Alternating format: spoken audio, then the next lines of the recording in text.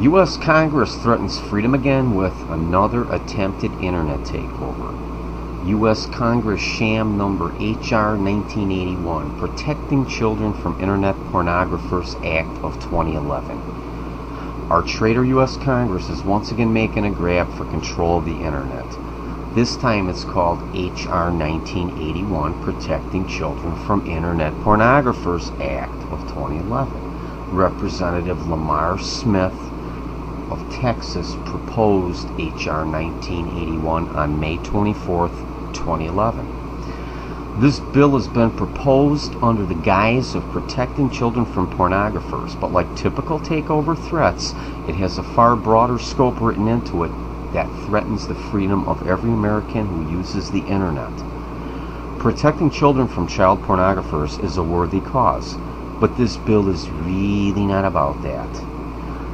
This bill does not work from some list of potential perpetrators that the FCC generates, although the FCC is of course first written into this proposed bill in Section 4, titled Retention of Certain Records by Electronic Communication Service Providers. Quoting Section 4H, Retention of Certain Records.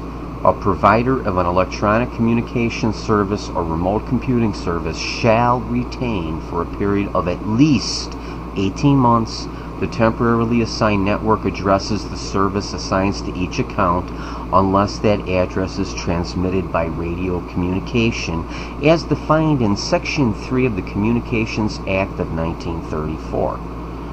Whenever you see a proposed bill invoke Section 3 of the Communications Act of 1934, that means the FCC.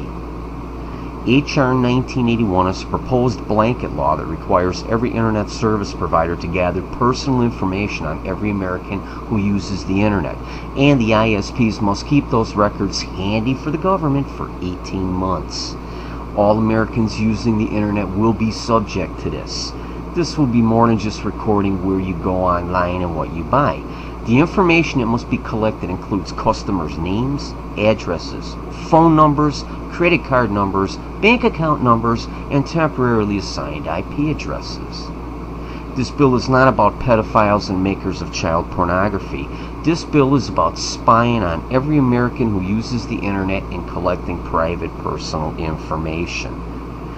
That's unless you're subject to their radio communications exemption. But there's already a twist to that exemption. The exemption is for wireless providers like AT&T Mobility and Verizon, publicly accessible Wi-Fi hotspots like Starbucks, college campuses and libraries, and new WiMAX installations popping up throughout the U.S. But it also seems that they've already removed that exemption. Quote, while the bill initially exempted wireless providers, that exemption was removed by manager's amendment, unquote. You see the last page of the paragraph that I'm citing here at techfreedom.org.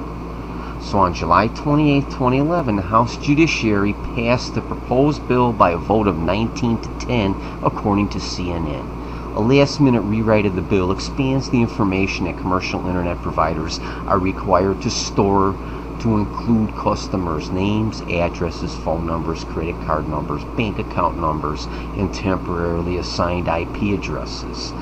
By a 7-16 vote, the panel rejected an amendment that would have clarified that only IP addresses be stored.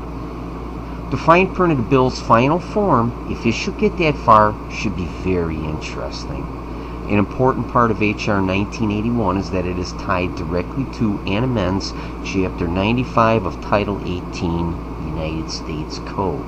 18 U.S.C. Chapter 95 is all about racketeering. That alone significantly broadens the scope of the proposed bill.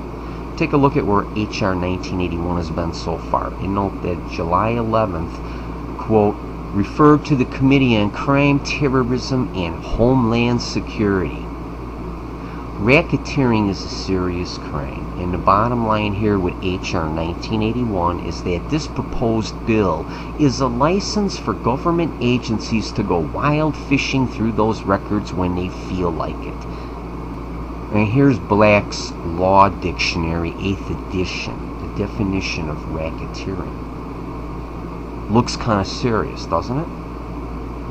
Contact your congressman and tell them to kill H.R. 1981 before H.R. 1981 kills your freedom. There's a petition at Demand Progress, putting a link to that. And FYI, here's a little briefing on a couple of our previous threats to our freedom with the internet. And I want to point out what I said about Senate Bill 3804, what Senator Wyden said about killing that bill.